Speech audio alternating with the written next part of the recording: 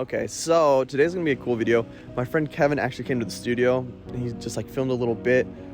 He does like these videos called portrait sessions where he will like highlight an artist or whomever and then like talk about the film that he shot it on.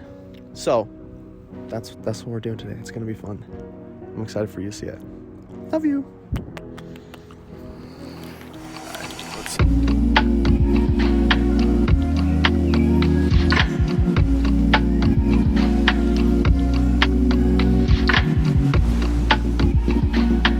Sponsored by Squarespace. Today's a really fun day. Today we are at Schmood Studios, or Studio Schmood. Not really sure what it is. I need a new lens. If a tree falls in the florist, do they still have a lot of flowers? He's just an incredible artist. He makes his living. Honestly, I don't really know what he does. Have you ever had a job? I had one job. We're gonna do a portrait session of my friend Schmood. So what we brought out today is we brought the Pentax 645, a medium format film camera. And there's kind of two ideas that I wanna play with today when I get in to shoot with him. I kinda wanna see honesty. Whatever his studio looks like and however it is, that's how I wanna shoot it. I wanna get a very honest representation, what it is that Schmood does and how he just makes his art come to life. I don't know, this is how to take a portrait of an artist. This is how to ruin a portrait of an artist because we're shooting with a camera that I still have no clue how to really use. So we also brought a couple backups. I'm gonna be using the Fuji to shoot the scenery of the studio, the environment, all of his kind of tools and everything that he uses. We brought the Canon AE1 with an 85mm on that. And I'm really comfortable using that one. So honestly, we're probably gonna shoot with that one as well, just to kind of round everything out and see if we can actually make a good portrait of an artist. Dude, I'm so excited to have you finish it. We're ready to do art. What's your least favorite part about what you do? Least favorite part? Yeah, what do you hate the most about it? I don't like anything that's monotonous, but like, who knows? Literally making this up as I go. Sometimes maybe good, sometimes maybe shit. Do you think this is gonna work? Because I don't, but I don't see why it would. But if it doesn't, you know what we do? We just get up and try again. Sometimes Shit doesn't work. sometimes shit don't work. But that's art, baby. Just constantly, Constant disappointment. constant disappointment, constant problem solving. I'm always doing like different projects, so it keeps things interesting, but it's when I get like pigeonholed to one thing, I start getting stir crazy and I just want to burn it down. It's the whole reason like you'll see me like get super heavy into rug making and then I won't touch a rug gun for like a year. What do you want to turn it into? If you could turn it into like your dream thing, what would it be? Dream thing, it would be I show up, I make art, whatever it is, and that's it. When did you start? Probably about 7 years ago. What was your first project? First project was a water bottle, not water, it was a water balloon paint, a paint water balloon Really? that I used on a stencil because I thought back in the day, I'm like, I'm gonna be a famous street artist. That was what the first idea was, famous street artist? Yeah. Famous street artist. Don't know how that's gonna look, but like, but what that's gonna entail, that's what I'm gonna do. There's something really like fun with even going down to like buying the supplies, buying the materials, figuring out like how to do it, doing it, messing up, finding the new way to do it, fixing it. Because all of the special stuff happens here, what you're actually like Yes. the work behind other people can't do this stuff, but So it's like if we focus on our special sauce, if we focus on like our secret sauce, and the thing that only we can do. with like most of my films recently, I've been trying to focus on this idea that every single person that I'm filming or photographing has one specific thing that they need to teach me. Okay. And my goal is to figure out what it is that they know that I don't know. What do I know that you don't know, Kev?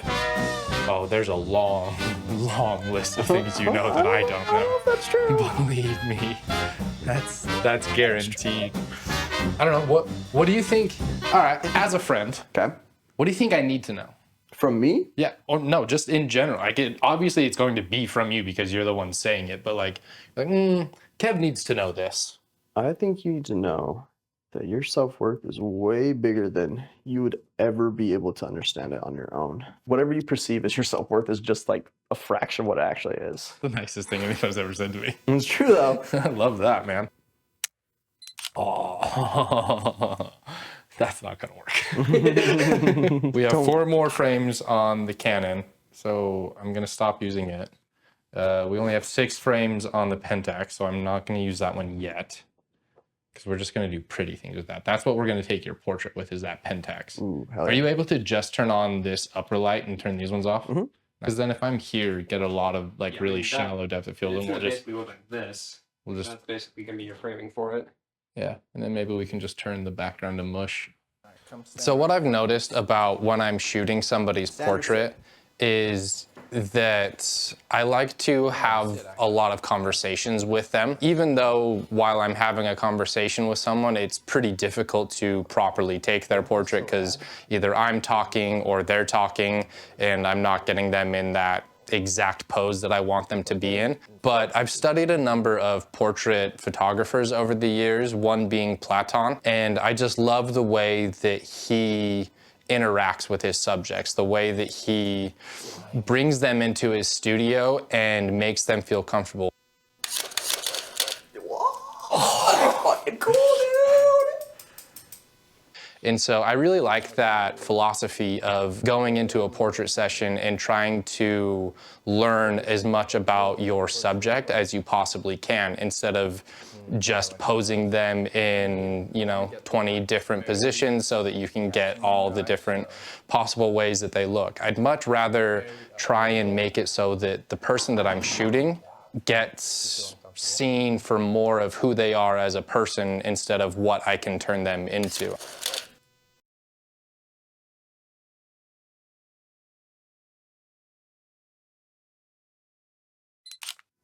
Oh, yeah, turn a little bit more towards this light. Don't close that eye. That one's gonna be so fucking good. Let's go. I'm very happy with that. All right, Fuck yeah. now let's flip around. You take my portrait. Yeah. Wait, what lights? Come on. Whatever you want, you get to choose. I think the settings should be okay. We're gonna leave you with the same settings that I shot, so if they're all fucked, it was my fault, not yours. Where's my focus? It's this little wheel right here. Okay.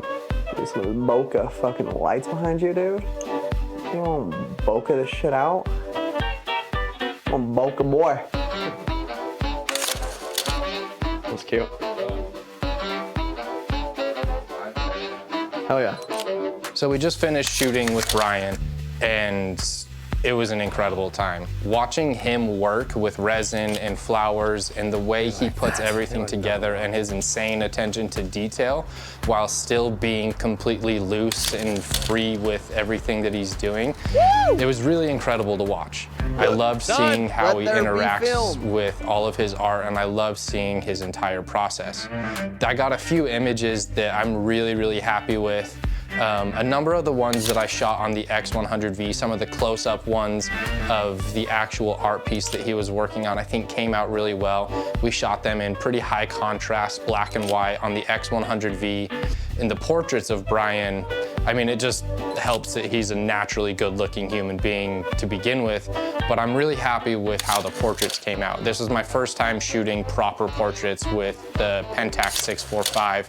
I was really nervous about nailing focus, especially trying to get his eyes razor sharp with it. Because it is a manual focus camera, it was difficult to make sure that I was getting everything in focus. It doesn't have a split prism, so you just have to eyeball it. I think I did a decent job. I'm pretty happy with how his portraits came out. I think it shows him pretty well. Do I like them more than I like the digitals from the X100? I'm not sure, but both good, both different, just all around great.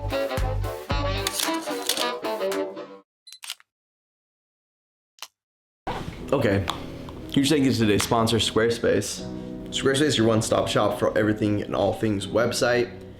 Whatever's in your head, you can live online, and Squarespace is gonna help make that happen. How? Well, you can actually go to the link in my description and start building our website for free. No credit card needed. You'll see immediately that they have like a bunch of like steps that you can follow. but also it's so intuitive and user-friendly.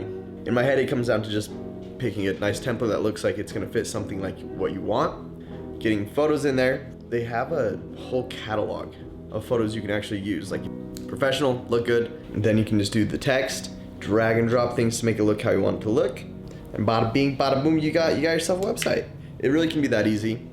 I was selling some rings, and I needed to get a website up the next day. Like, the website didn't look like it was made in a day. It looked like I had a whole team. That's Squarespace's secret, is they have a whole huge team behind it helping you. So it makes you look like you have a whole team, but really, you can do it all by yourself. Go to the link in my description, make your website today. When you decide to purchase something, use the coupon code SCHMOOD to get 10% off your first purchase.